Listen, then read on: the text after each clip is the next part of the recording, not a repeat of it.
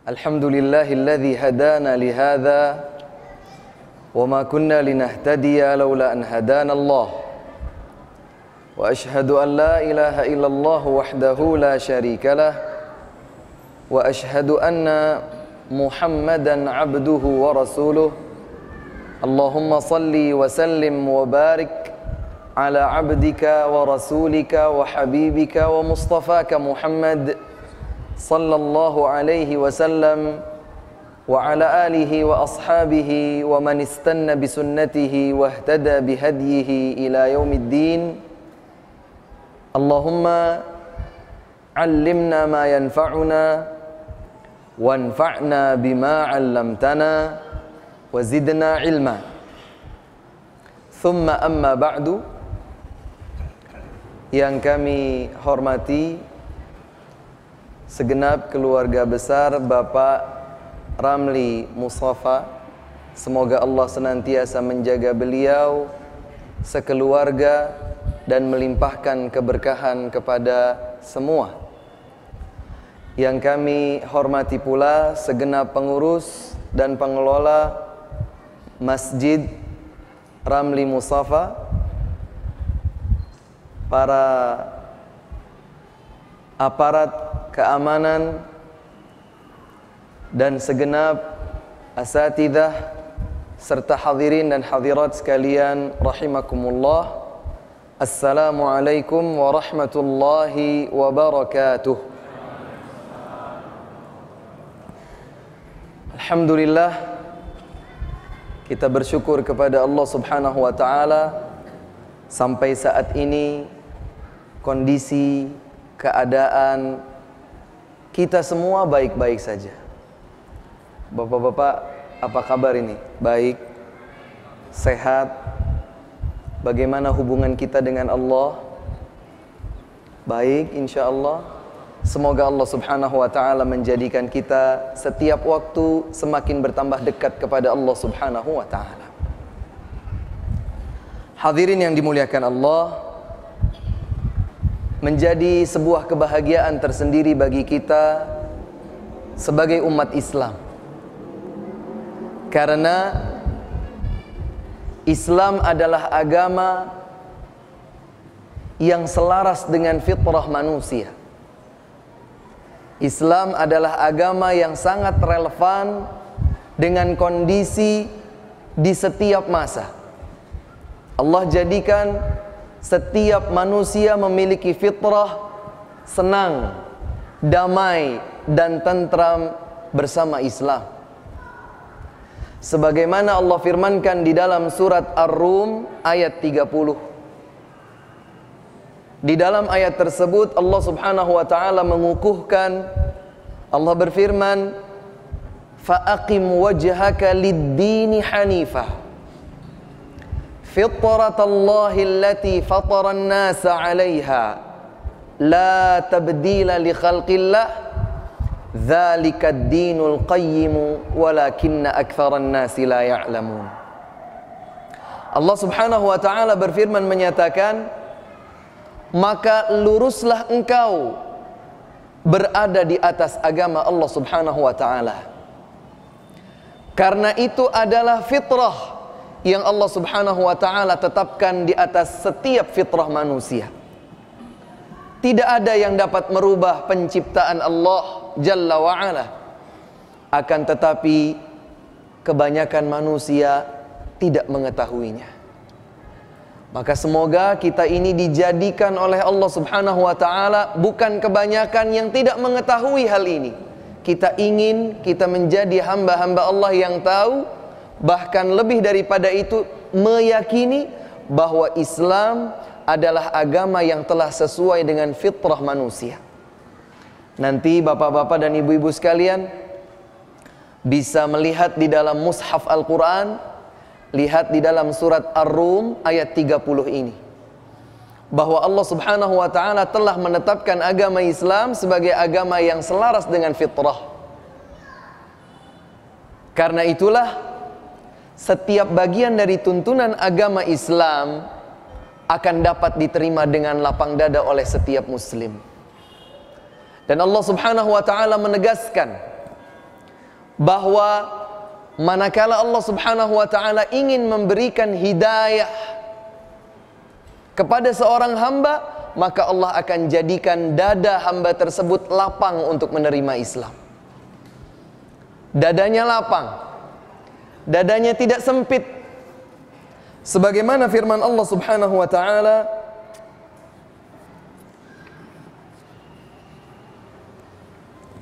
Allah Subhanahu wa taala berfirman menyatakan, "Faman yuridillahu yashrah sadrahu lil Islam, wa man yurid an yudhillahu yaj'al sadrahu dayyiqan harajan ka'annama yas'adu fis sama." Di dalam surat Al-An'am ayat 125, silahkan bisa dicatat bagi yang ingin mencatat. Dalam surat Al-An'am, surat yang ke-6, ayat 125, Allah Subhanahu wa taala menyatakan, "Faman yuridillahu an yahdiyahu yashrah sadrahu lil Islam." Barang siapa yang dikehendaki oleh Allah diberikan petunjuk hidayah, maka Allah akan jadikan dia berlapang dada dengan Islam.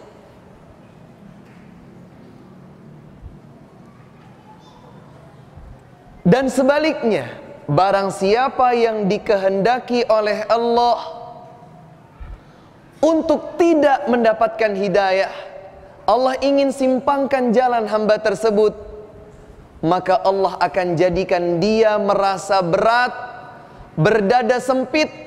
Seperti apa berat dan sempitnya? Seperti saat ia dihempaskan ke atas.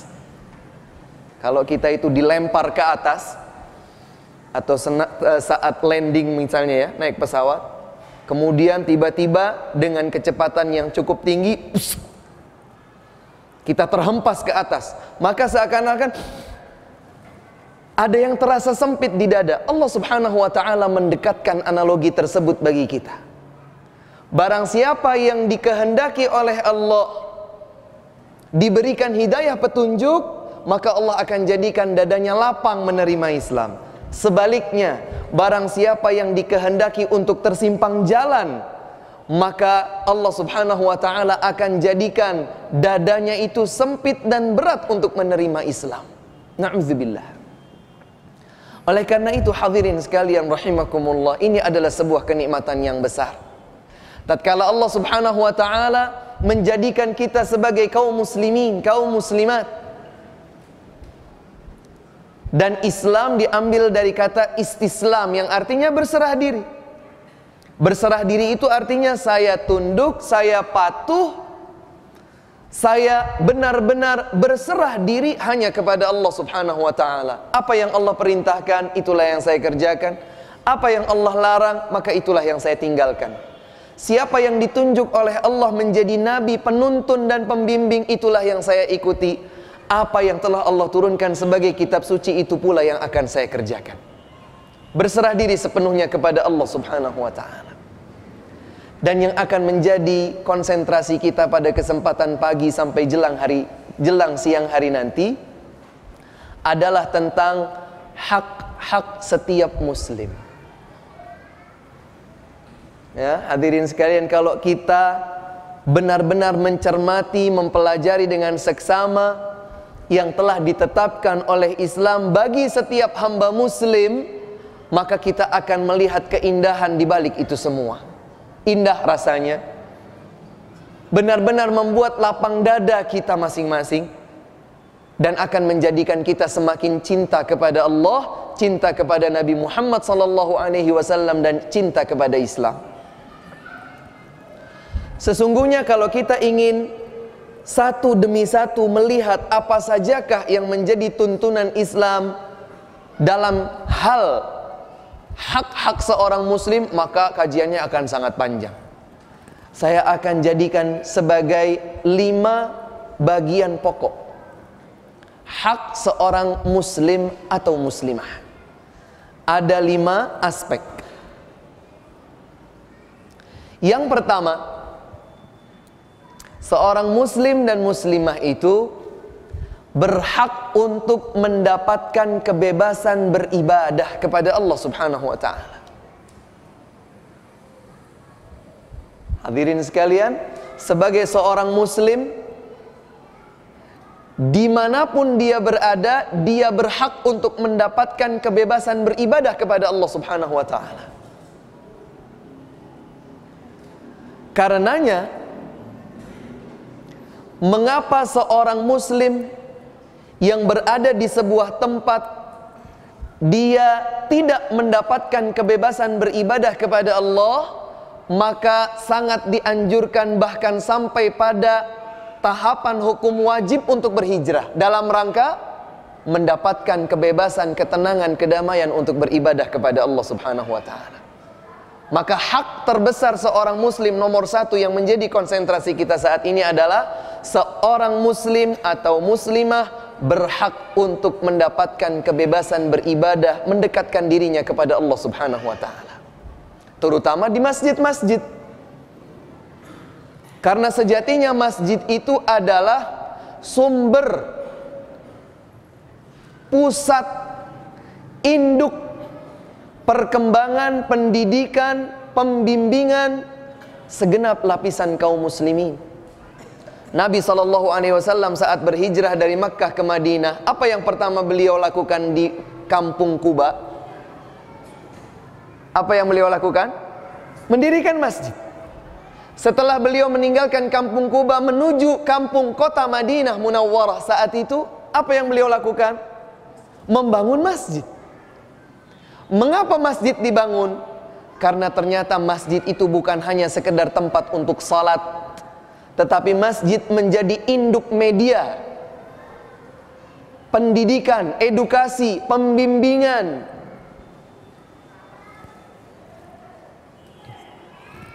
bagi segenap kaum muslimin.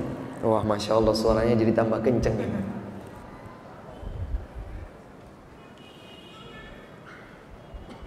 Maka hak pertama seorang muslim atau setiap muslim dan muslimah adalah dia berhak untuk mendapatkan kebebasan beribadah kepada Allah Subhanahu wa ta'ala sesuai dengan tuntunan Nabi Muhammad sallallahu alaihi wasallam. Dapat kita lihat di dalam surat Az-Zariyat, dalam Quran surat Az-Zariyat ayat 56, dan saya cukup yakin sebagian jamaah atau mungkin keseluruhannya sudah akrab familiar dengan ayat ini.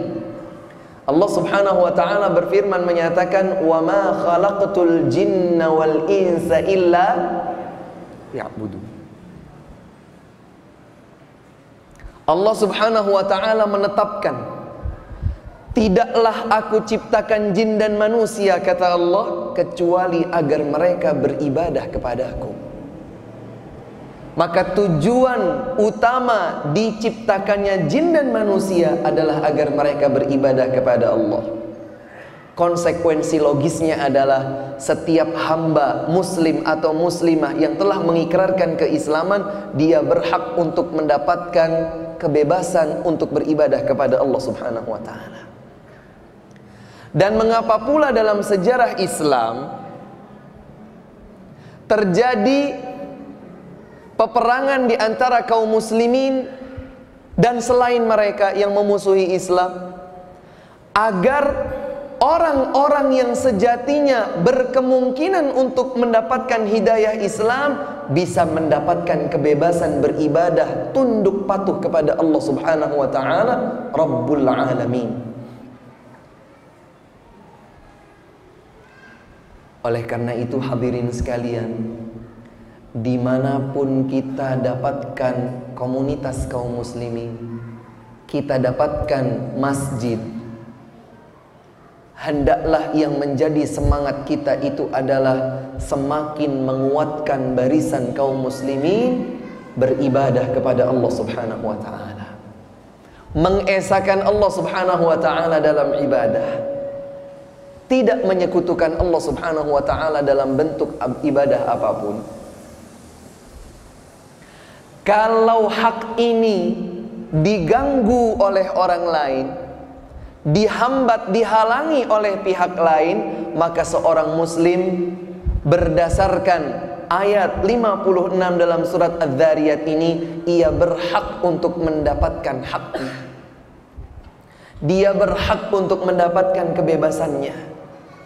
Karenanya tadi kami sebutkan bahwa salah satu hikmah adanya tuntunan syariat berhijrah, ketika seorang hamba muslim atau muslimah berada di sebuah tempat, di tempat tersebut ia tidak mendapatkan kebebasan dirinya untuk beribadah kepada Allah Subhanahu wa taala, untuk mengagungkan syiar-syiar agama Allah Subhanahu wa taala, Islam, maka dia sangat dianjurkan, bahkan pada tatanan wajib, untuk berhijrah dalam rangka menyelamatkan hak kebebasannya untuk beribadah kepada Allah Subhanahu wa taala.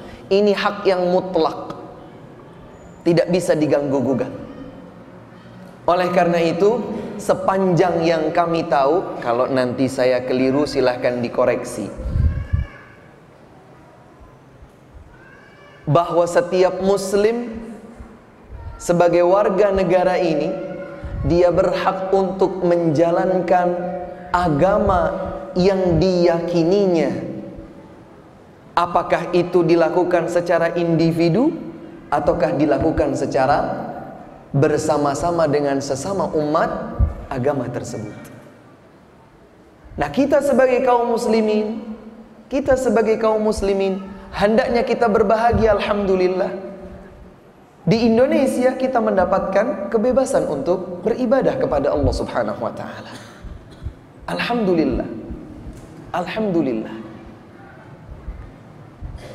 Bersyukurlah kepada Allah Subhanahu wa taala dengan memanfaatkan kesempatan dan peluang ini sebaik-baiknya. Ketika kita tidak dipersulit untuk salat berjamaah 5 waktu, kita tidak dipersulit untuk, nah ini seperti sekarang ini, berada di rumah Allah dalam rangka mengkaji ayat-ayat Allah, mempelajari hadis-hadis Rasulullah sallallahu alaihi wasallam. Alhamdulillah. Bahkan kita dapatkan para aparat pemerintah, Masya Allah, mendukung, bahkan membantu agar prosesinya berjalan tetap aman dan nyaman. Masya Allah, kita bersyukur kepada Allah, kita berterima kasih kepada mereka. Karena alhamdulillah kita mendapatkan kebebasan untuk belajar ilmu agama di masjid-masjid Allah, hadir di tengah-tengah majlis ilmu. Ini adalah kebebasan beragama kepada Allah Subhanahu wa ta'ala. Ini hak yang pertama. Hak yang kedua,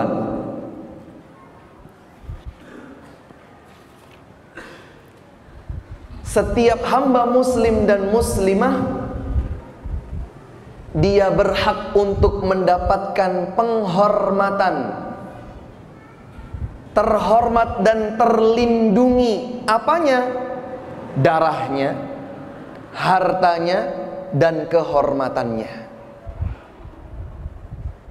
Kami ulangi, bahwa hak yang cukup prinsipil di dalam tuntunan ajaran agama Islam, setiap muslim dan muslimah itu berhak mendapatkan penghormatan dan perlindungan terhadap 3 hal sekaligus satu paket.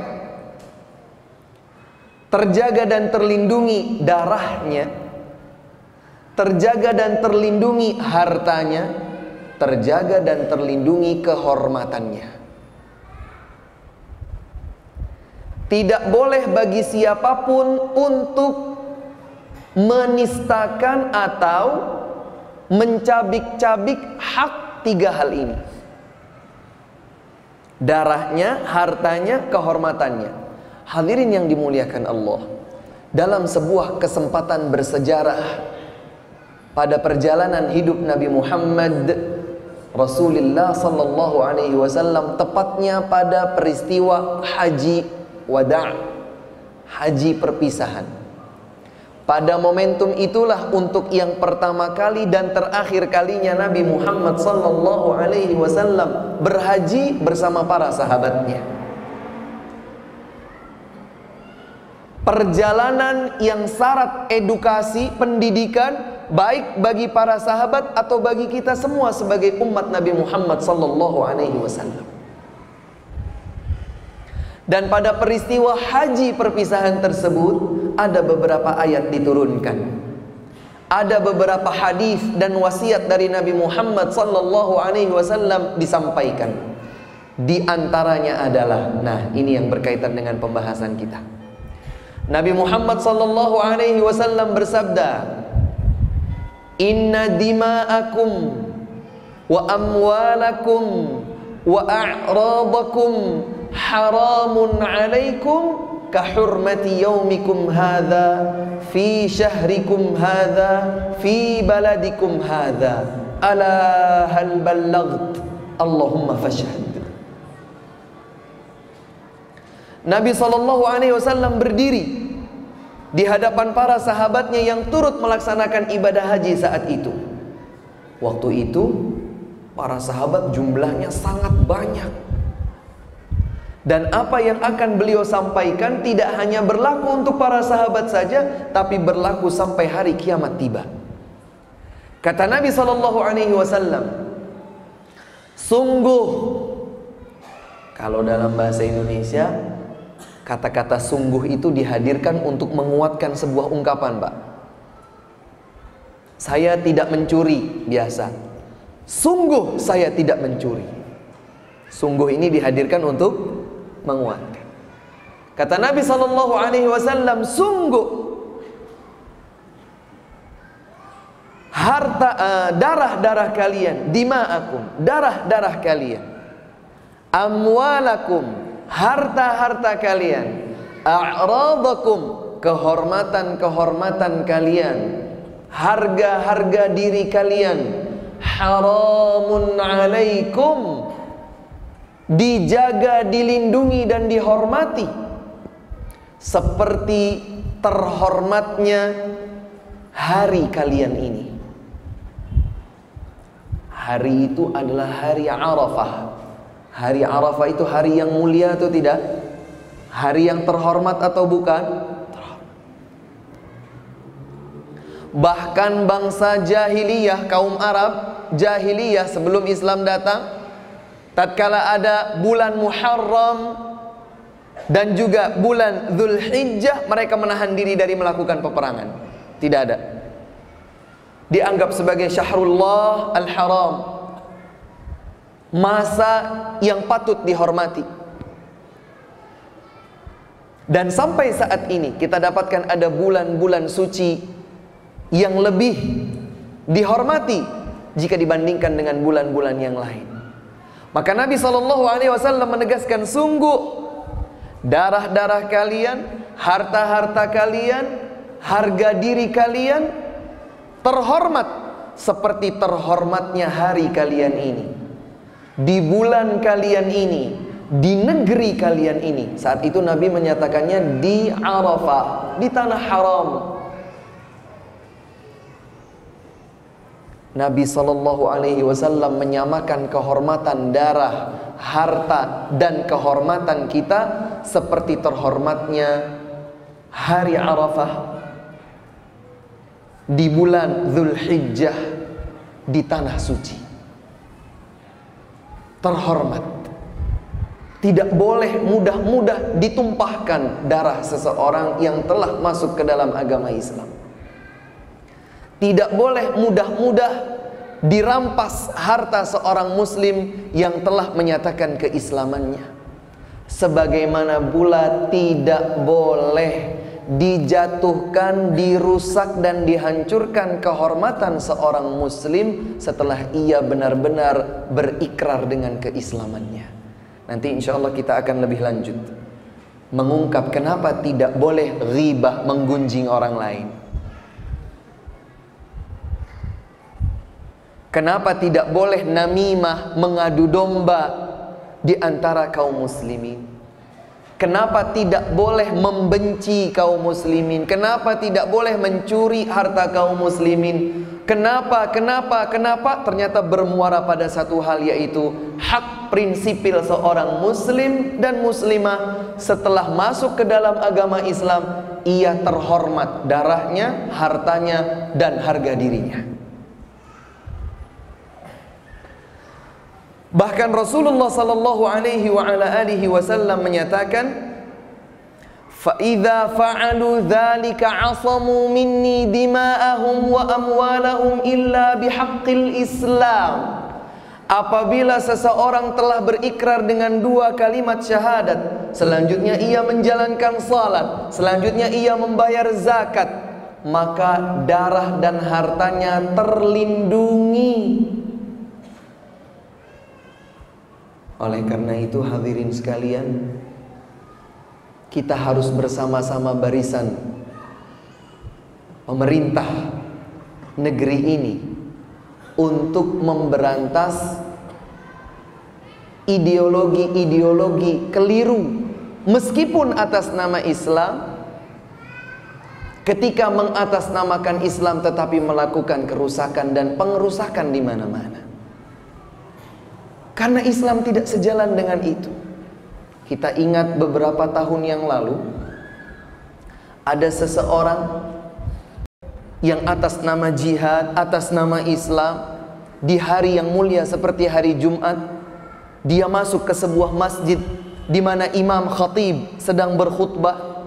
Kemudian dilaksanakanlah salat Jumat. Ternyata orang ini membawa bom bunuh diri dan meledakkan segenap yang ada di situ atas nama jihad. Sekalipun dia bawa nama mulia semulia jihad, sekalipun dia bawa nama mulia semulia Islam, kalau begitu caranya, tidak akan ada pernah yang bisa membenarkannya. Kaum muslimin itu terhormat, terlindungi, darahnya, hartanya, harga diri tidak boleh ditumpahkan, tidak boleh diganggu gugat. Makanya Bapak dan Ibu sekalian, hadirin yang dimuliakan Allah, nanti juga akan kita coba bahas lebih panjang ketika berinteraksi dengan masyarakat sosial. Ini salah satu organ kita ini yang tidak pernah dipijat karena capek. Kalau badan kita ini ketika merasakan capek mungkin butuh dipijat-pijat. Mata kita itu ketika mengantuk butuh tidur. Tapi lidah ini nggak usah dibayar, dia akan beraktivitas tanpa ada rasa letih. Dan terkadang sebagian orang terlepas dengan lidahnya, dia mencabik-cabik harga diri seorang muslim. Boleh? Haram, tidak boleh. Hak seorang muslim atau muslimah adalah dilindungi, dihormati dan dijaga, dimuliakan darahnya, hartanya, dan harga dirinya. Dan ini pun prinsipil. Di dalam Islam, 3 hal ini satu paket dihormati. Tidak boleh diabaikan, apalagi sampai dihancurkan, wal'iyadzubillah. Di dalam sebuah hadis qudsi, hadis qudsi ini juga disebutkan oleh Al-Imam An-Nawawi dalam kitab Al-Arba'in An-Nawawiyah. Hadisnya sahih, diriwayatkan oleh Imam Muslim dari sahabat mulia Abu Dzar Al-Ghifari radhiyallahu taala anhu. Hadis qudsi ini relatif panjang jika dibandingkan dengan hadis-hadis nabawi yang lain. Dalam hadis qudsi itu, coba kita perhatikan nih hadisnya. Nabi SAW bersabda, Allah subhanahu wa ta'ala telah berfirman. Nah ini hadis qudsi. Ciri-cirinya hadis qudsi itu, Nabi bersabda, kemudian sabda beliau isinya adalah firman Allah subhanahu wa ta'ala. Nabi SAW bersabda menyatakan, Allah berfirman. Apa yang telah Allah firmankan? Ya bna Adam, inni haramtu dhulma ala nafsi wa ja'altuhu bainakum muharraman fala tadhalamu. Wahai segenap manusia anak cucu Adam, aku telah haramkan kezaliman atas diriku. Allah tidak pernah zalim, Pak. Sedikit pun kepada siapapun di antara makhluknya, tidak pernah zalim.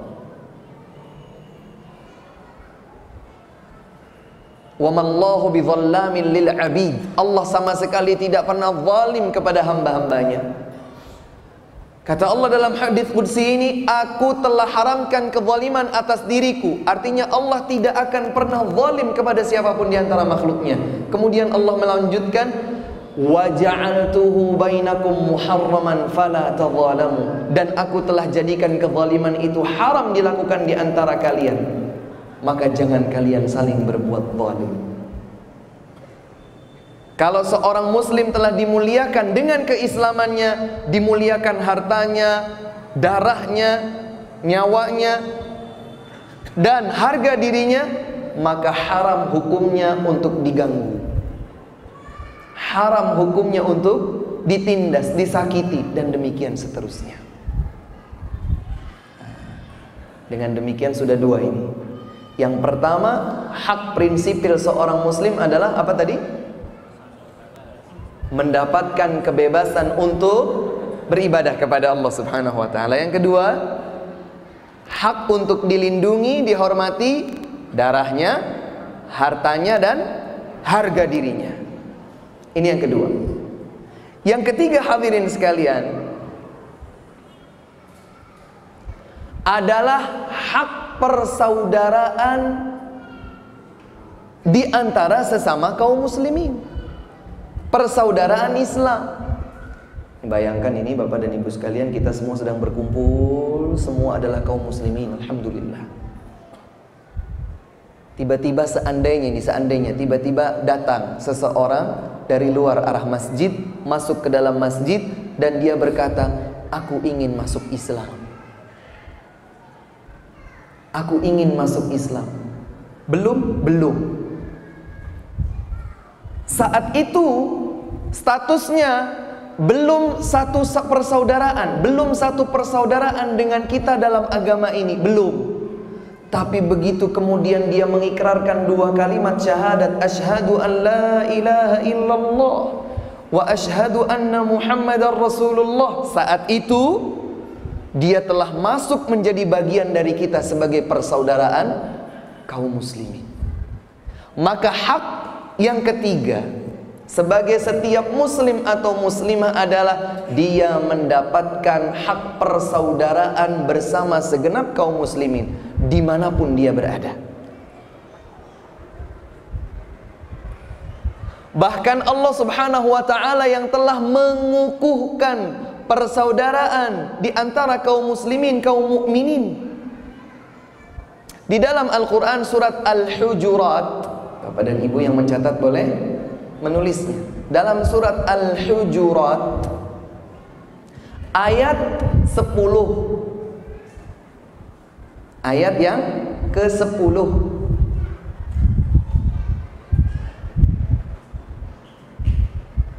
di dalam ayat tersebut Allah Subhanahu wa ta'ala menyatakan, innamal mu'minuna ikhwah.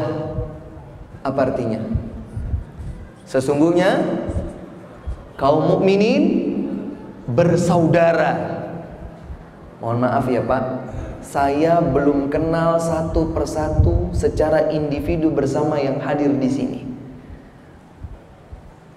Tadi baru saja kami bertemu dengan Pak Sufyan sebagai salah satu dari putra pendiri masjid ini. Baru berkenalannya. Dengan Bapak dari Koramil baru berkenalan. Tapi secara individu dengan yang hadir di sini saya belum berkenalan. Tapi saya yakin 100%, tak sebutir debu pun keraguan pada diri saya, saat ini saya berada di tengah-tengah saudara saya kaum mukminin. Kenapa demikian? Karena Allah Subhanahu wa ta'ala yang telah mengukuhkan persaudaraan iman di antara kita. Kita mungkin memang bukan saudara sedarah, bukan juga sekabilah, bukan juga satu daerah barangkali, asing. Tapi Allah Subhanahu wa ta'ala telah menetapkan persaudaraan di antara kita dengan iman di atas iman. Innamal mu'minun, sesungguhnya segenap kaum mukminin ikhwah, bersaudara. Ada yang kira-kira mau menawar ketetapan Allah ini? Ustadz, oke lah, mukmin. Tapi yang itu mukmin tapi nggak sholat. Nggak sholat itu Anda memperhatikan setiap hari 24 jam, atau Anda tidak tahu saat dia sholat? Oh iya Pak Ustadz, saya memang nggak lihat. Ya sudah, kalau gitu jangan menuduh. Selama dia telah mengikrarkan keislamannya, keimanannya, Anda telah ditetapkan bersaudara bersamanya oleh Allah dalam surat Al-Hujurat ayat 10.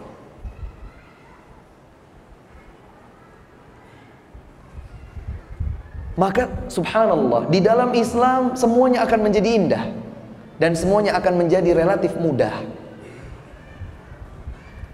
Kaum mukminin bersaudara. Tahukah hadirin sekalian bahwa persaudaraan di antara kaum muslimin, kaum mukminin pernah 2 kali disebutkan oleh Nabi sallallahu alaihi wasallam dalam gambaran yang luar biasa indah. Yang pertama, tatkala Nabi sallallahu alaihi wasallam bersabda, "Matsalul mu'minina fi tawaddihim wa tarahumihim wa ta'atufihim kamatsalil jasadil wahid idza ishtaka minhu 'udwun tada'a lahu sairul jasadi bis-sahari wal humma." Silahkan ingat baik-baik, catat meskipun dalam memori kita. Kata Nabi SAW, beliau melukiskan sebuah perumpamaan yang luar biasa indah. Kata beliau, perumpamaan segenap kaum mukminin seluruhnya tanpa pandang bulu.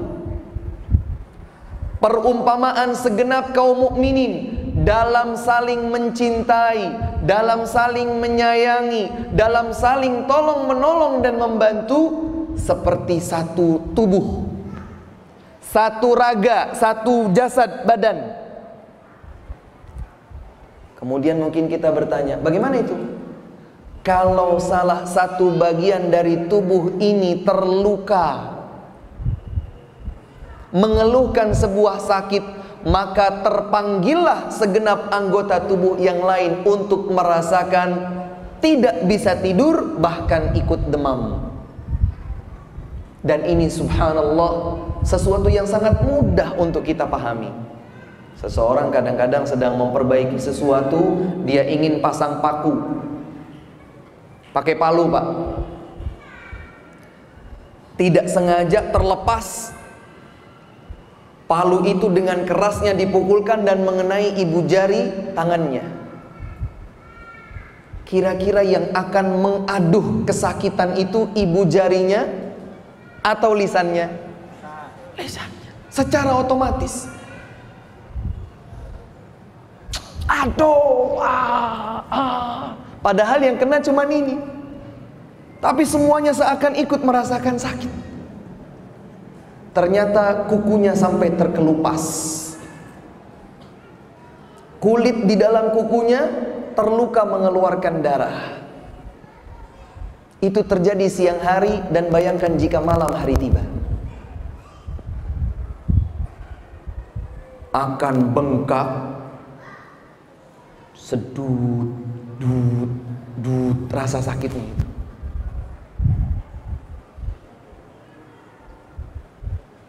Dia pergi ke dokter,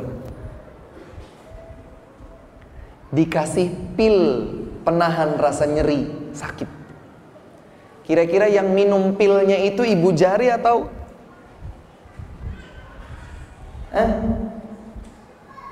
Mungkin lukanya dikasih Revanol, dikasih betadine, dikasih ini, dikasih itu mungkin.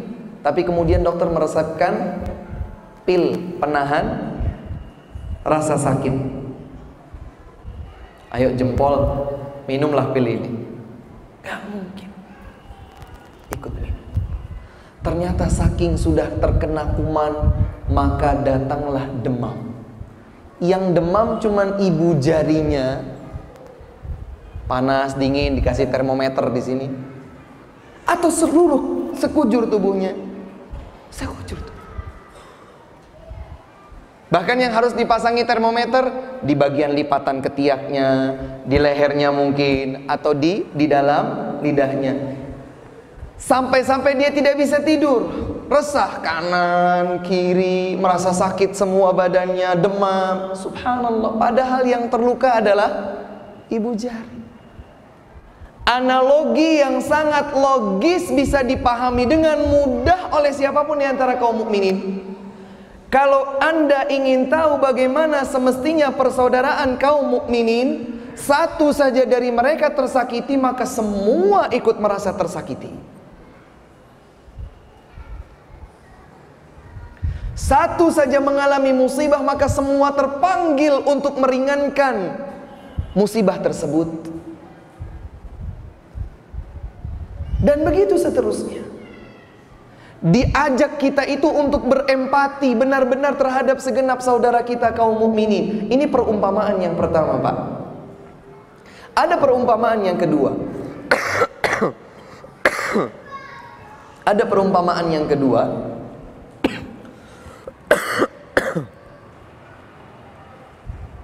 Nabi SAW bersabda,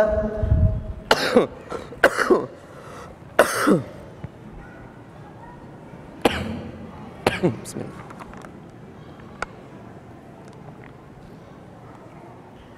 Nabi Muhammad SAW bersabda, al-mu'minuna ba'duhum li ba'din kal bunyan yashuddu ba'duhum ba'dha wa shabbaka baina asabi'i. Kata Nabi SAW, kaum mukminin sebagian mereka dengan sebagian yang lain seperti bangunan yang kokoh. Bagaimana bangunan yang kokoh itu? Merekatkan dan menguatkan satu sama lain. Dan saat beliau mengucapkan itu, beliau sambil merekatkan jari jemari kedua tangan beliau. Subhanallah. Maka mestinya seperti ini memang. Begini, Pak. Sampai-sampai tidak perlu terlihat celah. Beda kalau begini.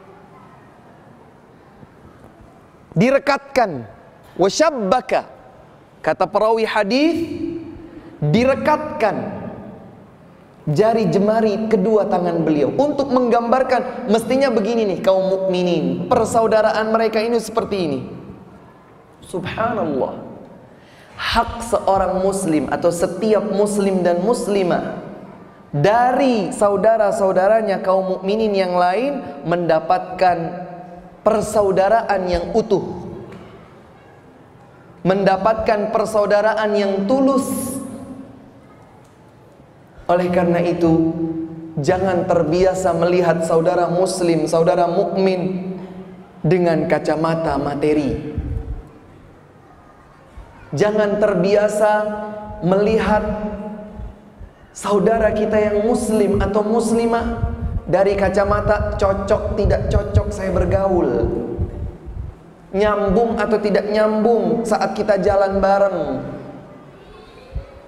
Tapi lihatlah dari kacamata bahwa dia seorang saudara dan hak dia dari saya sebagaimana hak saya darinya. Syabbaka baina asabi'i. Merekatkan jari jemari kedua tangan beliau sallallahu alaihi wasallam. Subhanallah. Hadirin yang dimuliakan Allah, saya akan mencoba menyebutkan beberapa tuntunan di dalam Islam untuk menguatkan bagi kita semua hak persaudaraan di antara kaum muslimin. Sebagian besarnya ada di serangkaian ayat dalam surat Al-Hujurat. Nanti boleh oleh-olehnya salah satunya pulang dari kajian ini adalah membaca full surat Al-Hujurat dari awal sampai akhir, nggak terlalu panjang, coba dibaca. Di dalam surat tersebut banyak sekali tuntunan-tuntunan agar kita berakhlak mulia, menciptakan persaudaraan yang sehat, persaudaraan yang stabil, persaudaraan yang kokoh di antara kaum mukminin. Saya sebutkan beberapa di antaranya. Yang pertama adalah kewajiban kita untuk tabayyun, meminta klarifikasi. Kalau suatu ketika kita mendengar sebuah isu terkait saudara kita, demi Allah Pak, demi Allah Ibu, jangan buru-buru kita telan mentah-mentah informasi buruk tentang saudara kita ini. Justru sebaliknya yang harus kita lakukan adalah memberikan kemungkinan positif dari informasi yang kita dengar. Kalau kita mendengar ada sebuah informasi yang negatif tentang saudara kita seorang muslim, maka kewajiban kita adalah salah satunya melakukan tabayyun, meminta klarifikasi, konfirmasi. Jangan terburu-buru menjustifikasi saudara kita, tidak boleh.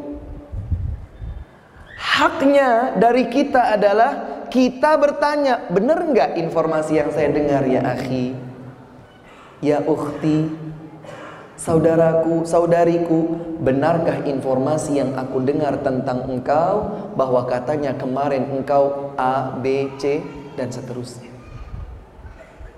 Utuh persaudaraan ini, tidak terburu-buru untuk membenci saudara kita atau bahkan melepaskan persaudaraan darinya. Tabayyun, in ja'akum fasiqun binaba'in fatabayyanu. Yang selanjutnya adalah mendamaikan. Bayangkan kita ini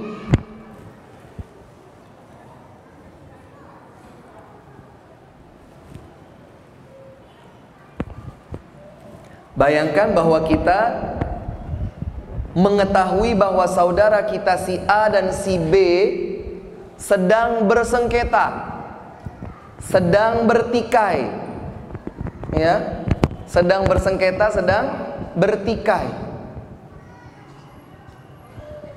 Kemudian kita berniat untuk mendamaikan di antara mereka berdua. Kita berniat untuk mendamaikan di antara mereka berdua. Bagus. Itu adalah semangat yang terpuji. Itu adalah semangat yang justru telah digariskan oleh Allah Subhanahu wa taala di dalam Al-Qur'an. Allah Subhanahu wa taala berfirman menyatakan, fa aslihu baina akhawaykum, maka damaikanlah di antara dua saudara kalian yang tengah bersengketa. Subhanallah. Kenapa? Kenapa itu ditetapkan? Agar terjaga keutuhan persaudaraan Islam. Mohon maaf ya Pak, realita yang kita lihat terkadang kita justru cukup senang ketika mendengar si A saudara kita muslim dengan si B saudara kita muslim sedang ribut. Biar aja mereka ribut, mereka jadi nggak konsentrasi dagang. Saya yang seorang pedagang jadi bisa ambil kesempatan untuk konsen berdagang. Kok senang?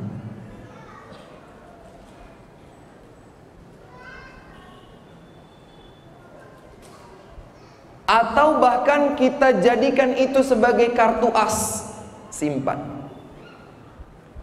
Kalau suatu saat kita butuhkan untuk menjatuhkan salah satu dari keduanya, kamu gak ingatnya, kamu itu pernah ribut, dasar.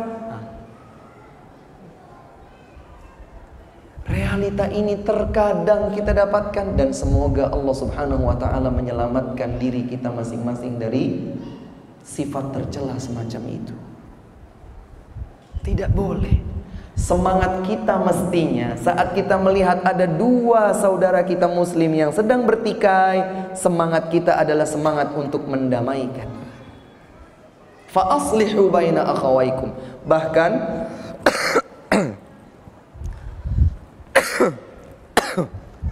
Bahkan Bapak dan Ibu sekalian, satu dari 3 kebohongan yang dihalalkan dalam Islam. Bohong itu hukumnya apa Pak? Boleh atau wajib? Bohong itu hukumnya apa? Boleh atau wajib? Haram. Jangan ragu Pak. Haram, tidak boleh. Hanya diperbolehkan oleh Nabi SAW pada 3 kondisi. Kondisi yang pertama, bohong kaum muslimin kepada kaum kafirin saat terjadi peperangan di antara mereka. Seorang muslim tertawan oleh pasukan musuh kaum musyrikin. Kemudian dia dimintai keterangan, berapa jumlah tentara kaum muslimin? Maka muslim ini untuk membuat musuhnya gentar, padahal pasukannya hanya berjumlah 1000, dia bilang 1.000.000 pasukan. Wah, bohong. Boleh? Boleh dalam kondisi semacam itu. Yang pertama. Yang kedua, bohong yang terjadi antara pasangan suami istri. Catatannya, jangan dibuang catatannya. Bohong antara suami istri dalam rangka menjaga keharmonisan rumah tangga dan tanpa mengabaikan hak pasangan, tanpa mengabaikan, meninggalkan, mengurangi, menzalimi hak pasangan. Silahkan. Karenanya para ulama itu seringkali menyebutkan contohnya. Contoh sederhananya adalah pada saat disajikan makanan. Seorang suami disajikan makanan oleh istrinya. Istrinya pede aja nih, masakannya enak. Begitu dirasakan oleh suami, cep. Tapi dia tetap senyum. Ditanya sama istrinya, gimana mas masakan saya? Nggak pakai kata-kata. Padahal pengen bilang asin banget. Tapi suaminya bilang, luar biasa asinnya. Bohong dia. Tapi sekedar ingin menguatkan keharmonisan di antara mereka dan tidak menyakiti hak pasangan. Ini boleh. Yang ketiga, bohong yang diperbolehkan adalah bohong seseorang di dalam rangka mendamaikan dua saudaranya yang sedang bersengketa. Si A sama si B sedang bertikai. Datang saya C, saya datangi A, saya berbohong kepadanya. Kamu tahu nggak, si B itu subhanallah sangat sayang sama kamu, peduli kepadamu. Setiap saat dia selalu mendoakan kebaikan untukmu. Padahal dia nggak tahu. Padahal dia bohong. Dia nggak tahu kalau si B ini benar-benar sayang, benar-benar mendoakan. Kemudian saya datangi si B. B, kamu tahu nggak si A, subhanallah dia beberapa kali ingin memberikan hadiah kepada kamu, tapi masih sungkan. Dia tuh sebetulnya care sama kamu. Oh iya, bohong murni dalam kondisi sedang mendamaikan dua saudara yang bertikai dihalalkan. Subhanallah. Dalam rangka apa? Menjaga hak persaudaraan kaum muslimin. Demikian pula di dalam Islam diharamkan kita saling mengejek, menghina, mencaci. Nggak boleh. La yaskhar qaumun min qaumin asa an yakunu khairan minhum wala nisa'un min nisa'in asa an yakunna khairan minhun. Haram hukumnya saling mencaci maki, karena boleh jadi yang dicaci lebih baik daripada yang mencaci. Tidak pula para wanita mencaci wanita, karena boleh jadi wanita yang dicaci lebih baik daripada wanita yang mencaci. Subhanallah. Kenapa itu dilarang? Ada sebagian orang ketika diingatkan, ya akhi, tidak boleh saling mencaci, biasa aja dia juga suka kok, seakan dibenarkan. Enggak. Hukumnya tetap haram, tidak boleh. Belum lagi kemudian Allah Subhanahu wa taala menambahkan, wala talmizu anfusakum wala tanabazu bil alqab. Jangan kalian mencibir saudara kalian, jangan pula menyematkan julukan-julukan yang negatif. Dasar pincang, dasar kere, dasar pelit. Tidak boleh. Subhanallah. Dijaga kehormatan kaum muslimin sedemikian rupa. Dalam rangka apa? Menjaga hak persaudaraan seutuhnya di antara kaum muslimin. Demikian pula kita diperintahkan untuk husnudzon, berprasangka baik. Berprasangka baiklah. Yang sering terjadi karena beberapa kali juga kebetulan menjadi pengalaman pribadi. Seseorang telepon, masuk, nggak diangkat, padahal dia sedang penting membutuhkan respon darinya. Ditelepon lagi, mati. Langsung, oh gitu ya berteman. Prasangka buruk. Coba kalau kita jalankan tadi konsep tabayyun, meminta klarifikasi. Kalau dengan cara yang baik, ternyata diminta klasifikasinya, dia akan mendapatkan cerita dari saudaranya. Masya Allah, saya minta maaf, kemarin saya sedang di jalan, kebetulan pas kamu telepon yang pertama, saya lagi di pom bensin pipis. Setelah itu kita jalan lagi, sinyalnya hilang. Kalau kita berbesar hati dengan husnudzon, maka tidak akan ada sedikit pun kekesalan, apalagi kebencian kepada saudara kita. Oh, ternyata saudara saya bukan sengaja tidak respon panggilan telepon saya. Ya. Begitu pula dengan chat, dengan berbagai medianya. Chat saya masuk kok, ada centang 2. Kok nggak dibaca-baca ya? Sempat emosi. Setelah terlanjur marah-marah, temennya cukup hanya sekedar foto clipboard, chat yang belum terbaca benar-benar 9095. Ini terjadi, Pak. Chat tidak terbaca jumlahnya 9095, dan angka itu tidak angka yang dipolitisir. Dia memfoto kok di clipboard itu. Oh, berarti ya memang dia terlalu sibuk belum baca chat saya. Iya. Jangan buru-buru menilai negatif. Jangan buru-buru berprasangka buruk. Ini tidak boleh. Tidak mencari-cari kesalahan atau aib dan kekurangan. Ini kebiasaan buruk. Kalau kita mendengar, sampai pun kalau benar-benar terjadi sebuah informasi buruk tentang saudara kita, benar-benar itu sudah tidak lagi sebuah isu, kenyataan, maka kita tidak boleh tertarik untuk mencari-cari kesalahan lain pada saudara kita. Hukumnya haram. Fala tajassasu. Allah berfirman, jangan kalian melakukan tajassus, mengintai aib kesalahan saudara kita. Kenapa tidak boleh ghibah, menggunjing orang lain? Kenapa tidak boleh namimah, mengadu domba informasi di antara dua saudara kita kaum muslimin?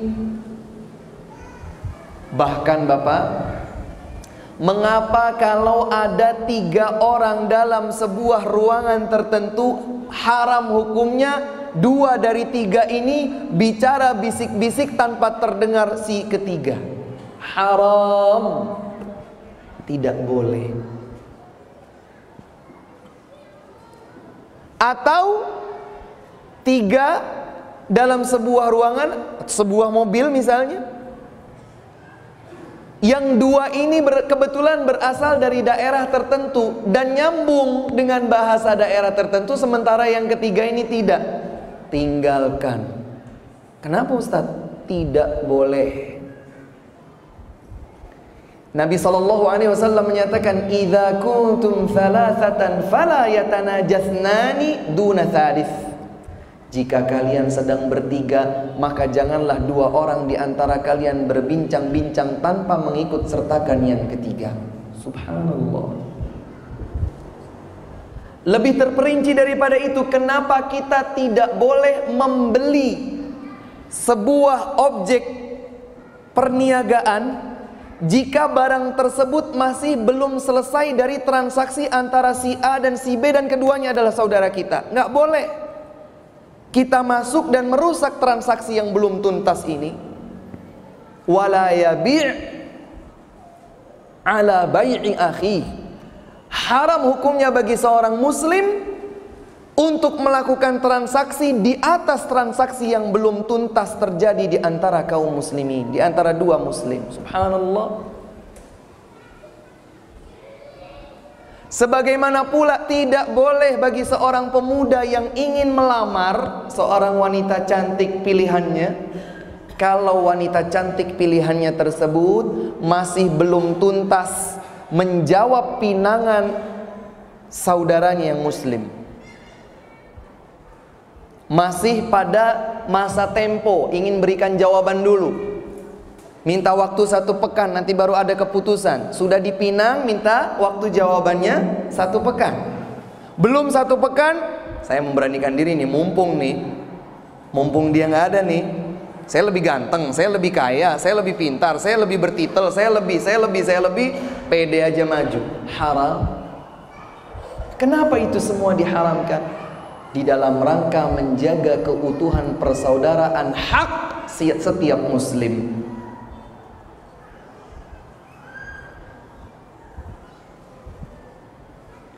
Bahkan Rasulullah SAW menggariskan, Bapak dan Ibu sekalian, laisa minna man lam yarham saghirana wa yuwaqqir kabirana. Bukan bagian dari kami, kata Nabi, yang tidak dapat menghormati yang lebih usia dan dia tidak dapat menyayangi yang lebih muda. Balance, seimbang. Wajar kalau kemudian ada yang tua, ada yang muda dari sisi usia.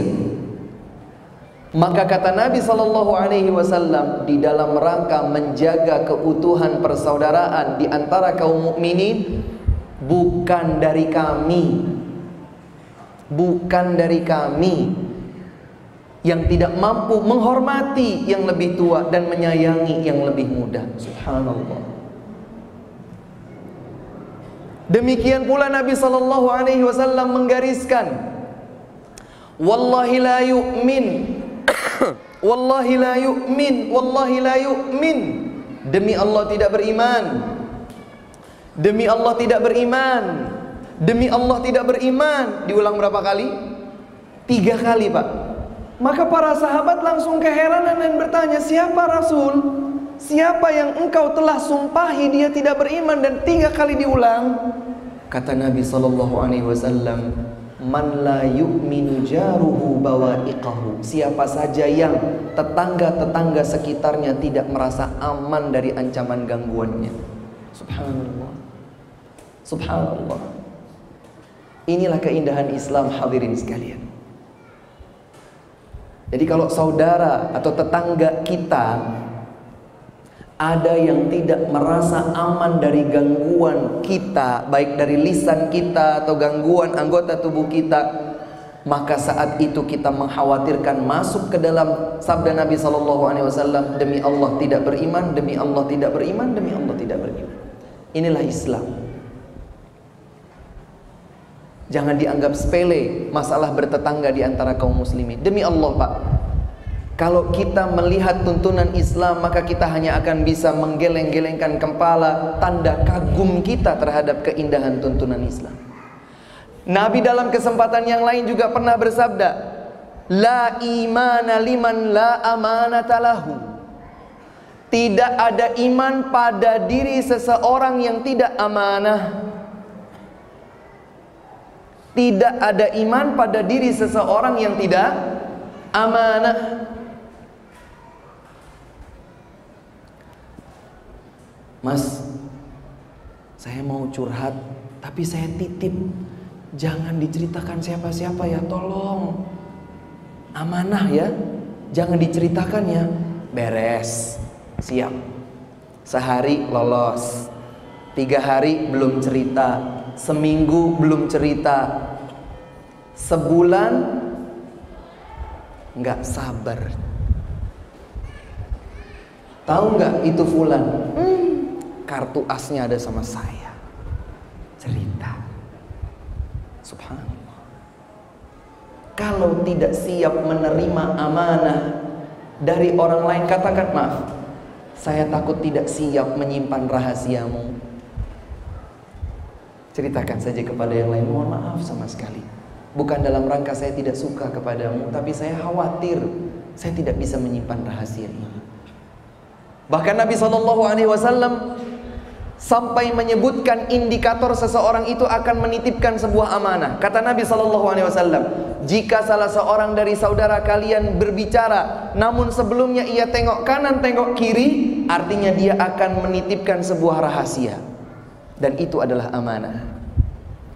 Tidak beriman seseorang yang tidak memiliki amanah. Allahu Akbar. Yang lain lagi Pak, di dalam Islam itu tidak diperkenankan seseorang membangunkan orang lain dari duduknya. Minggir. Tempat saya di situ. Tidak boleh. Kata Nabi SAW, la yuqimanna hadukum akhahu min maq'adih. Janganlah sekali-kali salah seorang di antara kalian membangunkan saudaranya dari tempat duduknya.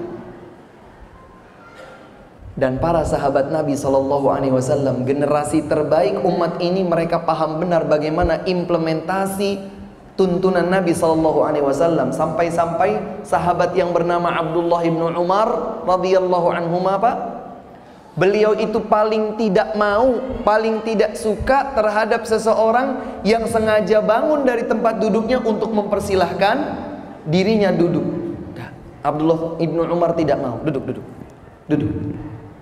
Jangan kamu bangun supaya aku bisa duduk di tempatmu. Jangan. Subhanallah. Kenapa sedetil itu? Mengapa sedemikian? Kalau mau dinilai posesif, di dalam rangka menjaga keutuhan persaudaraan. Dan saya sangat tidak setuju terhadap siapapun yang berkata bahwa Islam itu tidak mengajarkan kita untuk menjaga perasaan orang lain. Kalau kita melihat ayat atau hadis, maka ungkapan tersebut keliru. Islam sangat menjaga perasaan orang lain. Kenapa Islam menyatakan bahwa senyummu di wajah saudaramu sedekah? Ini kan motivasi agar kita itu susah senang bisa senyum untuk orang lain. Pak, kalau Bapak lihat saya, muka saya nggak ada senyumnya, kira-kira senep nggak lihatnya? Senep. Ini kok nggak ada senyumnya? Berbeda dengan seorang yang dilihat selalu tersenyum, Masya Allah. Dia punya masalah segudang juga senyum saja. Dia memberikan wajah ceria kepada saudaranya, itu bernilai sedekah. Kenapa? Dalam rangka menjaga perasaan orang yang melihat wajahnya. Subhanallah. Subhanallah. Maka saya tidak setuju terhadap sebagian orang yang berkata Islam itu tidak menjaga perasaan orang. Bohong. Islam itu tidak basa-basi, bohong. Islam mengajarkan bagaimana kita bermujamalah untuk bisa membahagiakan, untuk bisa memasukkan rasa bahagia perasaan saudara kita kaum muslimin. Maka hak muslim dan muslimah yang ketiga adalah hak persaudaraan Islam, yang rinciannya sangat banyak. Yang saya sebutkan ini mungkin tidak 1/10-nya, Pak. Yang lainnya sangat banyak, sangat banyak. Kenapa di dalam fikih perniagaan, fikih jual beli, Ada yang halal, ada yang haram. Bagi seorang muslim itu rambu-rambu. Ada lampu hijau, ada lampu kuning tanda waspada, ada lampu merah. Ini tidak boleh. Seorang muslim wajib untuk menghormatinya dan menjalankannya. Mengapa banyak aturan-aturan semacam itu? Karena di dalam rangka menjaga stabilitas keutuhan persaudaraan Islam. Yang pertama, hak seorang muslim adalah hak untuk mendapatkan kebebasan beribadah. Yang kedua apa tadi? Mendapatkan perlindungan, penghormatan terhadap darahnya, hartanya, harga dirinya. Yang ketiga yang baru saja, hak persaudaraan. Kemudian yang keempat, ini lebih spesifik. Karena disebutkan oleh Nabi Muhammad SAW juga lebih spesifik. Dan ini lebih berkaitan dengan kaum muslimin dalam komunitas tertentu, dalam skup tertentu,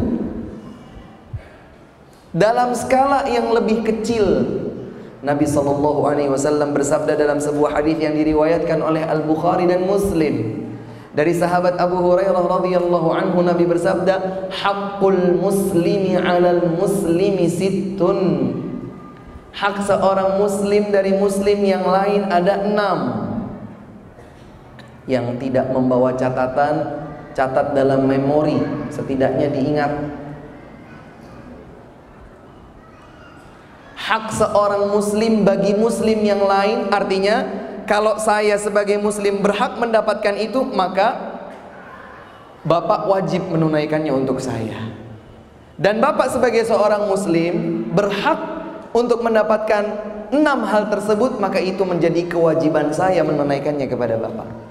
Balance, sama, merata. Apa 6 hal tersebut? Catat. Yang pertama, idza laqitahu fasallim alaihi. Jika seorang muslim berjumpa dengan saudaranya, hendaklah ia menyampaikan salam. Salam. Yang subhanallah di zaman seperti sekarang ini masih cukup mahal. Kita itu ringan salam bagi yang kita kenal. Nggak kenal, bukan nggak sayang, nggak kenal nggak salam. Ketika saya sempat memberikan salam kepada seseorang yang saya lihat indikator kuat sebagai seorang muslim, assalamualaikum, bingung dia. Mungkin kalau dia menyuarakan dengan lisannya, lo siapa kok salam sama gue kagak kenal sama lo. Subhanallah. Padahal kata Nabi SAW, ini adalah hak bagi seorang muslim yang merupakan kewajiban atas muslim yang lain. Jika berjumpa, salam. Dan salam jika bisa diwujudkan di tengah-tengah kita, maka akan menimbulkan kecintaan. Dan karena cinta itulah iman semakin sempurna. Dengan iman sempurna itulah kita akan masuk surga. Ini yang pertama. Yang kedua, wa idza da'aka fa'ajibhu. Jika seorang muslim memanggilmu, maka penuhi panggilan tersebut, terutama panggilan undangan makan.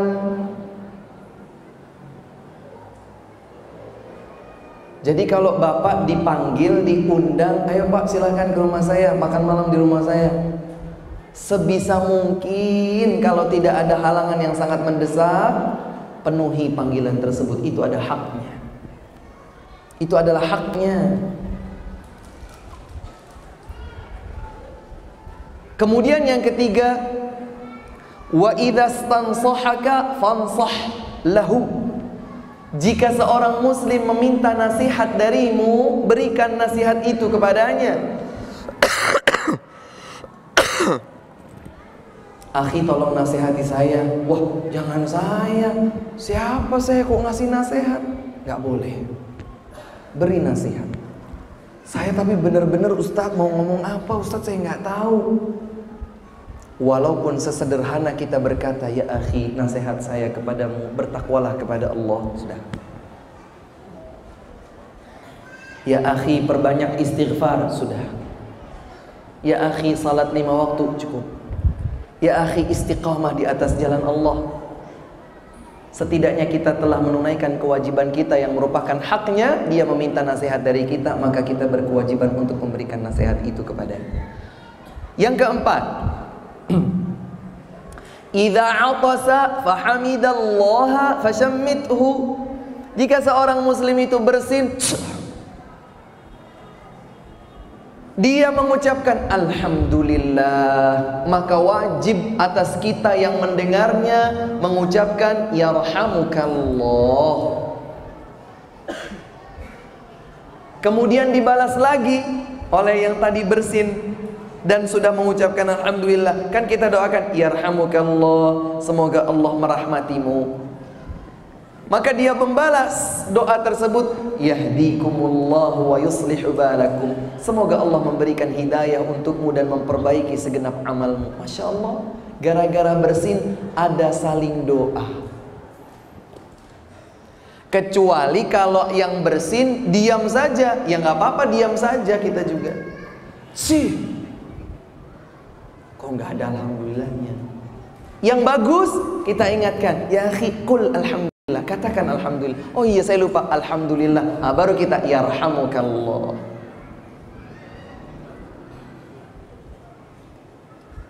Ini yang keempat. Yang kelima, idza maridha fa'udhu. Jika saudara kita itu sakit, maka jenguklah. Jenguk.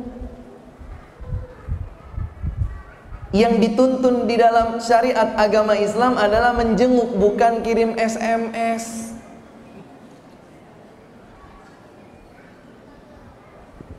Ada seseorang kirim SMS, mohon maaf ya akhi, saya nggak bisa hadir karena saya kebetulan sedang kurang sehat, bahkan sekarang saya lagi di opnam. Oh ya udah, syafaqallah saja ya, semoga Allah menyegerakan kesembuhan bagimu. Padahal dia sebenarnya mampu untuk datang menjenguknya. Bahkan ini sebuah informasi, dan saya sudah juga sampaikan di beberapa tempat. Saya mendengar informasi dari seorang dokter,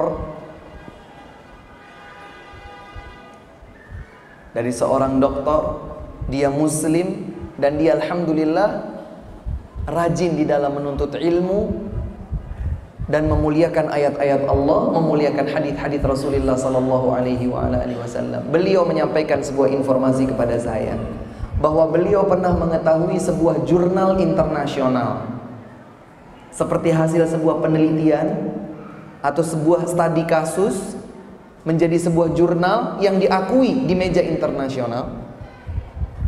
Namun penulisnya ternyata seorang Yahudi, seseorang yang beragama Yahudi.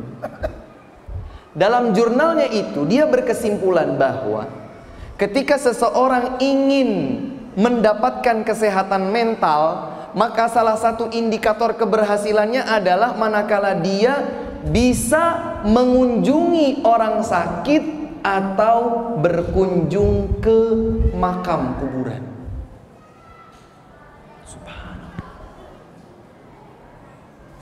Kemudian kata dokter yang menceritakan ini, buru-buru saya lihat literaturnya Ustaz. Saya baca referensinya. Subhanallah, terkejut saya melihat bahwa di urutan nomor 1, padahal dia beragama Yahudi, ternyata literaturnya adalah Al-Quranul Karim dan hadis yang sahih. Pertanyaannya adalah, sebetulnya siapa yang telah lalai, siapa yang telah mengabaikan tuntunan Rasulullah sallallahu alaihi wasallam menjenguk saudara yang sakit dan menghantar jenazah saudara kita yang telah meninggal? Kalau seseorang Yahudi saja sampai bisa menyimpulkan bahwa orang yang mengunjungi saudaranya yang sakit dan mengantar jenazah atau mengunjungi berziarah kubur, maka itu indikator kuat mentalnya sehat. Masya Allah. Padahal dalam Islam justru dijadikan sebagai sebuah hak yang wajib untuk ditunaikan oleh saudara muslim. Kalau sakit, kunjungi, bukan dikirim SMS. Jenguk dia. Dan apabila saudara kita meninggal dunia, ini hak yang keenam. Hak yang keenam, jika saudara kita meninggal dunia, fatba'hu, maka iringi jenazahnya. Masya Allah, Masya Allah, iringi jenazahnya. Bukan sekedar juga kirim SMS, inna lillahi wa inna ilaihi raji'un, inna lillahi ma akhadha wa lahu ma a'ta, kullu syai'in 'indahu bi ajalin musamma faltasbir wal tahtasib, ahsanallahu azaakum wa a'zama ujurakum wa ghafara limayyitikum. Selesai, tuntas. Usahakan kalau tidak ada halangan yang mendesak, iringi jenazahnya. Selain kita mendapatkan janji pahala berupa qirat, qirat adalah pahala yang diungkapkan sebesar gunung Uhud.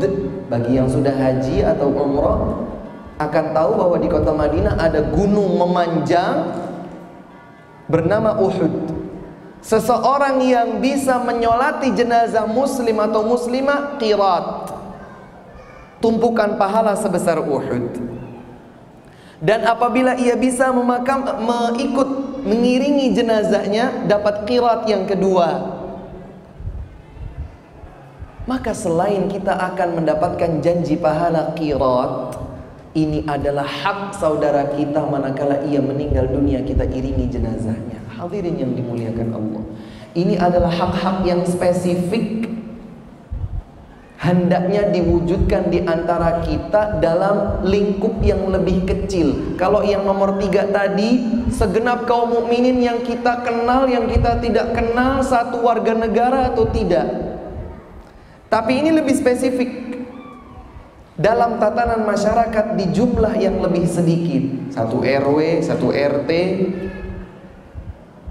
Ayo, biasakan kita ini bukan hanya sekedar ingin sehat mental, tetapi benar-benar membiasakan hak-hak setiap muslim ditunaikan. Yang terakhir, saya berharap nanti ada kesempatan untuk bertanya jawab, atau jika ada di antara hadirin yang ingin menyampaikan sesuatu, dipersilahkan. Yang terakhir adalah hak diakui taubatnya dan diberikan maaf kepadanya.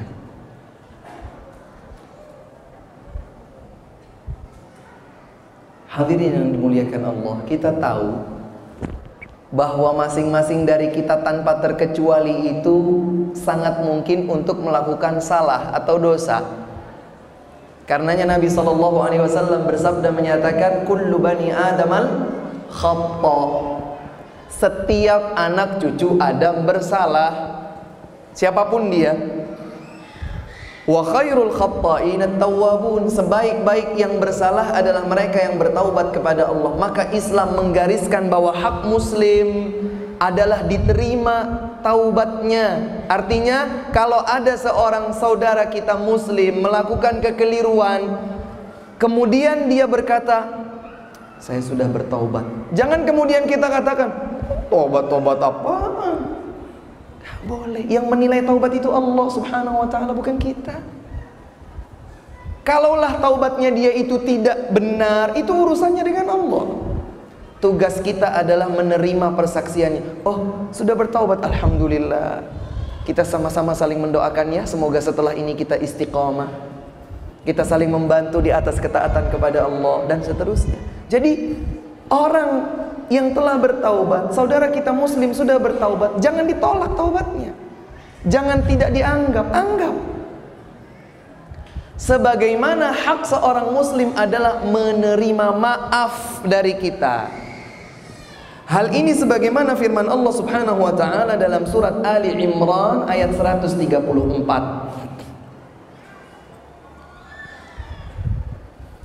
Dalam surat Ali Imran ayat 134, Allah Subhanahu wa ta'ala mengisahkan tentang orang-orang bertakwa yang telah disiapkan surga bagi mereka.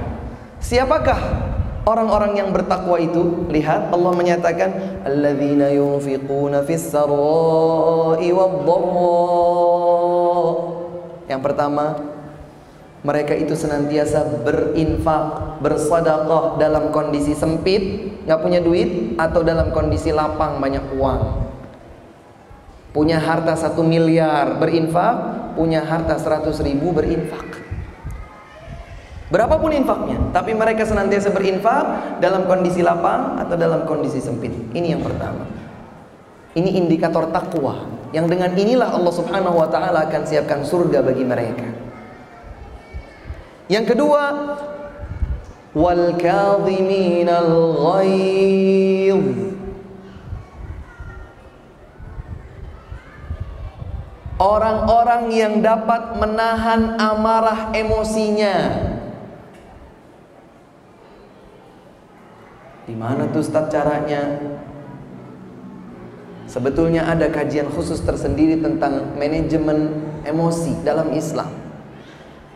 Ada pembahasannya khusus tersendiri.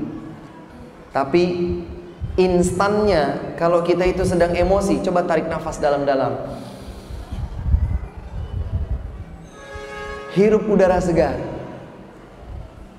senyum, agar kita bisa menahan gejolak amarah. Kenapa? Karena orang yang dapat menahan amarah itu artinya dia memiliki satu karakteristik takwa yang balasannya telah dijanjikan oleh Allah berupa surga. Kemudian yang ketiga, yang sedang kita bahas ini, wal 'afina 'anil nas. Orang-orang yang memaafkan kesalahan orang lain. Maka di antara hak muslim, hak setiap muslim dari muslim yang lainnya adalah diberikan pintu maaf. Bahkan Bapak, kalau kita tahu bahwa di dalam Islam itu ada yang namanya qisas. Apa itu qisas? Balasan sesuai dengan perbuatan. Seseorang membunuh, maka dalam Islam, jika pembunuhannya itu terbukti tidak benar, maka keluarga terbunuh boleh meminta kepada pemerintah Islam untuk balasan setimpal. Dihunus pakai pedang, pakai pedang. Boleh yang seperti itu? Boleh. Karenanya dinyatakan walakum fil qisasi hayah. Bagi kalian pada hukuman qisas ada kehidupan. Karena orang dengan melihat pelaksanaan qisas, saya nggak akan berani bunuh orang. Kalau saya bunuh orang, tertangkap oleh pemerintah, maka saya akan diperlakukan sama. Hilangkan nyawa orang berarti hilang nyawa saya. Ada kehidupan, terjaga nyawa orang. Namun kata Allah Subhanahu wa ta'ala, meskipun qisas itu boleh, jika engkau memaafkan, itu lebih dekat kepada takwa. Subhanallah. Jika engkau maafkan itu, ya sudah, kami maafkan. Maka maaf ini lebih membuktikan takwa pada diri orang ini. Subhanallah. Wa in ta'fu wa tasfahu wa taghfiru fa innallaha ghafurur rahim. Jika kalian memaafkan, memberikan maklum, dan kalian bersabar, maka ketahuilah Allah Subhanahu wa ta'ala itu maha memberikan maaf. Allah saja yang tidak pernah hitung-hitungan memberikan anugerah dan karunia-Nya kepada kita, Allah menerima maaf dan taubat hambanya. Maka di antara hak seorang muslim adalah diterima maafnya, dibukakan pintu maaf untuknya. Inilah 5 di antara hak-hak prinsip kaum muslimin yang sebagiannya terperinci. Yang pertama adalah apa tadi? Yang pertama hadirin, hak mendapatkan kebebasan beribadah kepada Allah Subhanahu wa ta'ala. Yang kedua, hak untuk dihormati dan dilindungi hartanya, darahnya, dan kehormatannya. Yang ketiga, hak persaudaraan Islam secara umum. Yang keempat, hak yang lebih khusus dalam kehidupan sehari-hari, yaitu terdiri dari 6. salam, apalagi? Memenuhi undangan, apalagi? Memberikan nasihat. Yang keempat, membaca yarhamukallah kepada yang membaca alhamdulillah saat bersin. Yang kelima, menjenguk orang sakit. Yang keenam, mengiringi jenazah saudara kita muslim. Kemudian hak yang berikutnya, yang terakhir adalah hak diakui taubatnya dan diberikan maaf atas kesalahan-kesalahan dirinya. Barangkali itu yang bisa kami sampaikan, kurang dan lebihnya kami mohon maaf. Wallahu taala a'lamu bis-shawab. Wa sallallahu ala nabiyyina Muhammadin wa ala alihi wa sahbihi wa sallam. Wa akhiru da'wana alhamdulillahi rabbil alamin. Kepada jemaah sekalian yang mungkin akan bertanya, mungkin bisa diserahkan ke depan.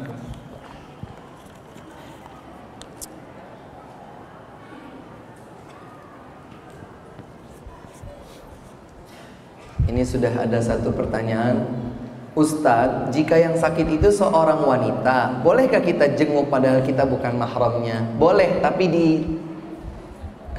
ditemani oleh mahram kita. Nanti kalau kita jenguk tanpa mahram, konotasinya beda lagi.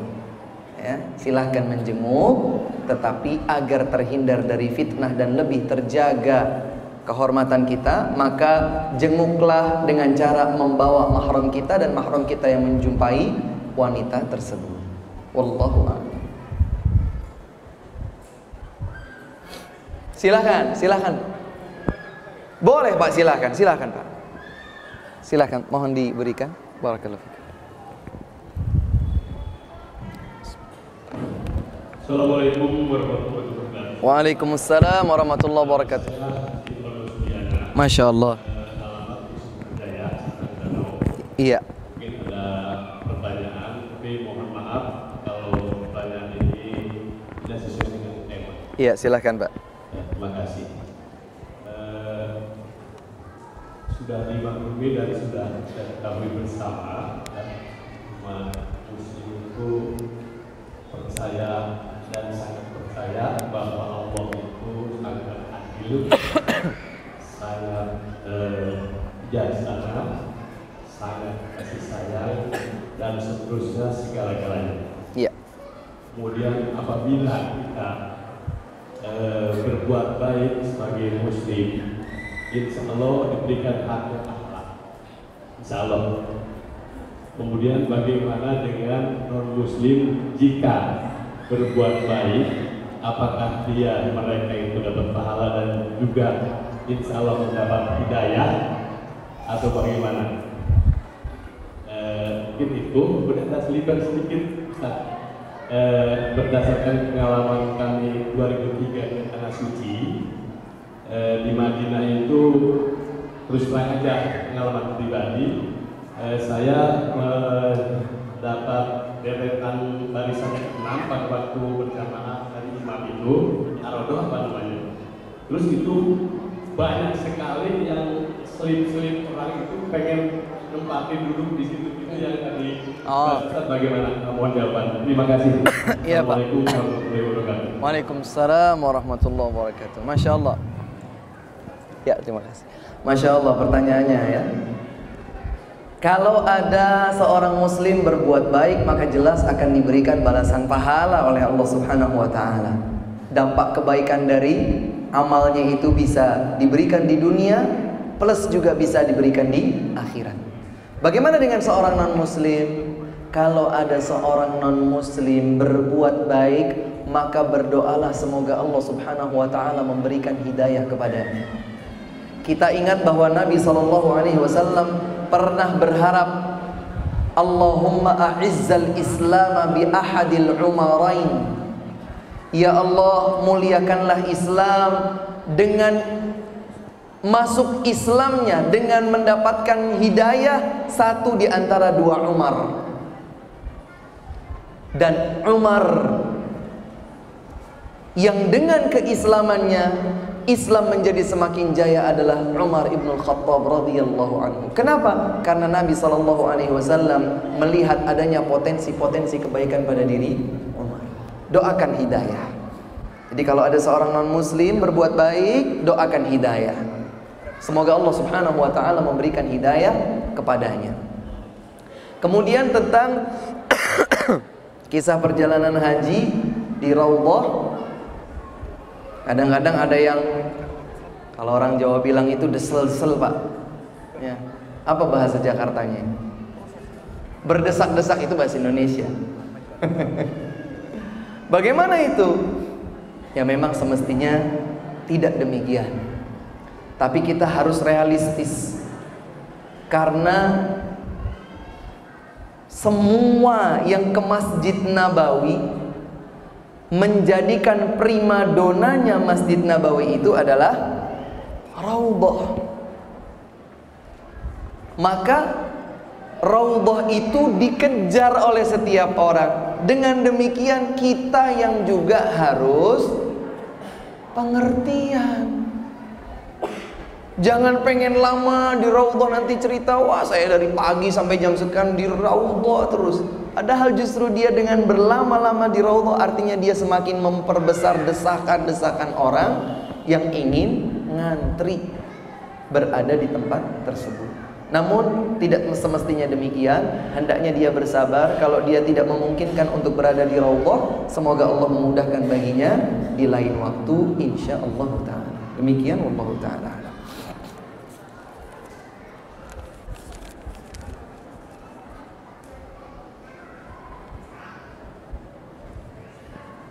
Senyummu di wajah saudaramu adalah sedekah. Lantas bagaimana hukumnya senyum kepada lawan jenis yang bukan mahram kita?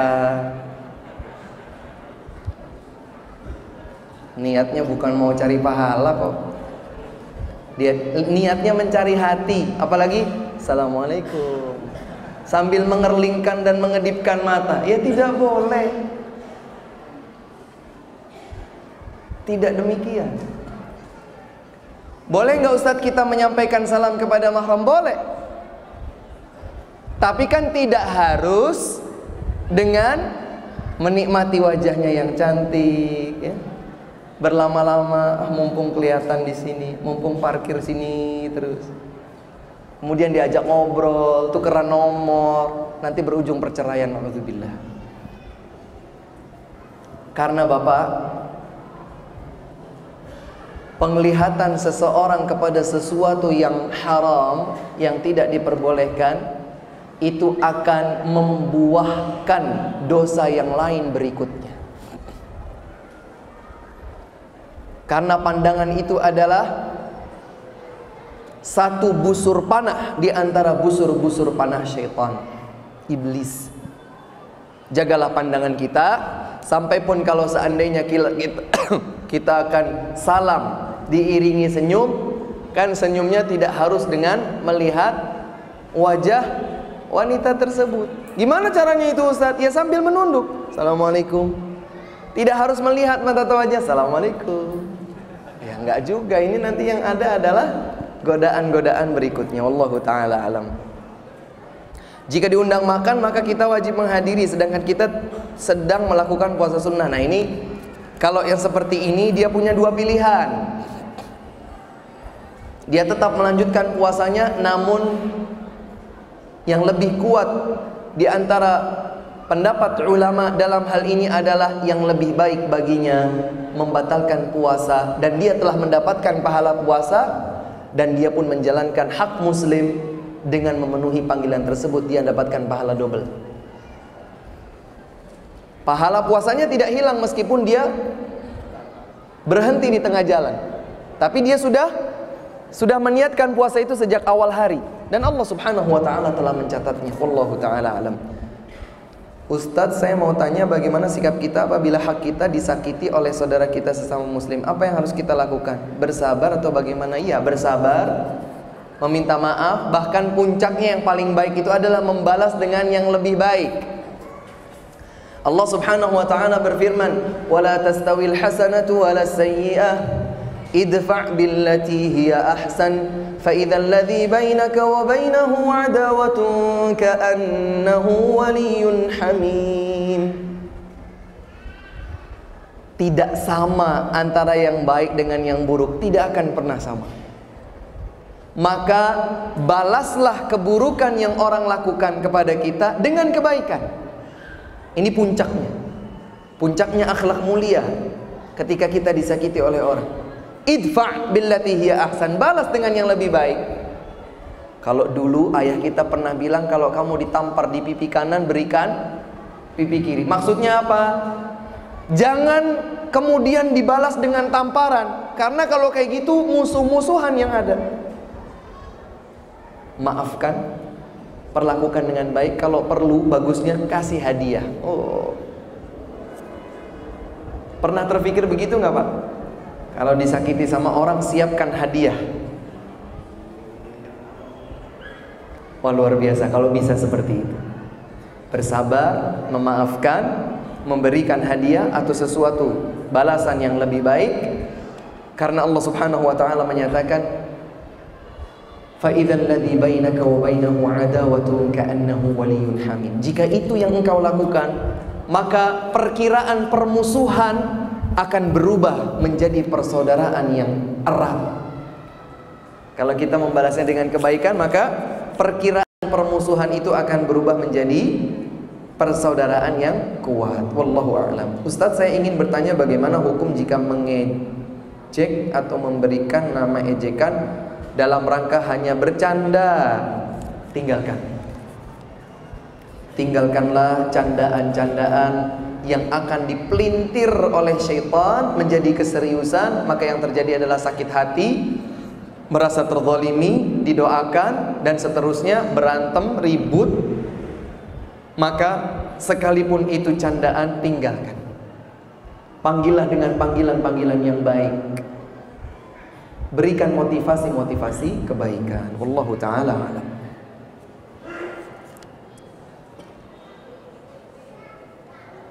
Bagaimana menghadiri undangan yang tidak ada di dalam syariat Islam? Ya, kita discuss. Kalau kita meyakini sesuatu sebagai sebuah kebenaran, dan kebenaran itu dapat kita pertanggungjawabkan validitasnya dengan ayat, dengan hadis, barangkali yang mengundang mungkin belum tahu, ya kita discuss. Kalau kita yakini itu tidak boleh saya lakukan, sementara dia mungkin belum tahu atau sudah tahu tapi dia tetap membenarkannya, discuss. Tidak perlu ada permusuhan. Datangi, sampaikan, saudaraku, saya sebetulnya ingin hadir, hanya saja coba kita diskusikan. Ini ada sesuatu yang menurut saya perlu kita diskusikan. Wah, nggak mungkin Ustadz kita bisa diskusikan itu Ustadz. Misalnya, kalau begitu, jika kita masih berpegang dengan pendapat kita berdasarkan ayat atau berdasarkan hadis bahwa kita tidak bisa menghadiri tempat tersebut, maka berikan alasan dengan mudarah. Apa itu mudarah? Menyampaikan sesuatu yang terpahami berbeda dengan maksud kita. Contohnya mudarah. Saya diundang makan sesuatu yang tidak halal bagi saya sebagai seorang muslim. Misalnya, ini contoh saja. Kemudian saya berkata, oh enggak, terima kasih. Enggak itu enggak apa? Enggak halal, enggak mau, enggak suka. Biarkan dia memahami sesuatu yang tidak kita maksud, tapi dia bisa menerima ungkapan tersebut. Lakukan mudarah. Kemudian di luar konteks undangan ini, agar kita bisa menjaga keutuhan persaudaraan, kita ikat dia dengan persaudaraan dalam tuntunan yang disyariatkan. Kita berkunjung ke rumahnya, bawa hadiah untuknya. Kita diundang untuk sesuatu yang kita yakini tidak benar, habis itu, oh nggak benar dia, berarti bukan teman saya. Salah, keliru yang seperti itu. Islam tidak datang untuk memecah belah. Islam datang untuk mempersatukan kita umat Islam. Islam datang untuk mempersatukan kita umat Islam. Wa'tasimu bihablillahi jami'an wala tafarraqu. Berpegang teguhlah kalian dengan tali Allah, dengan agama Allah, dengan kitab Allah Al-Quran. Jangan kalian berpecah belah. Wallahu a'lam bissawab. Bagaimana cara orang bertaubat apabila seseorang melakukan sumpah palsu?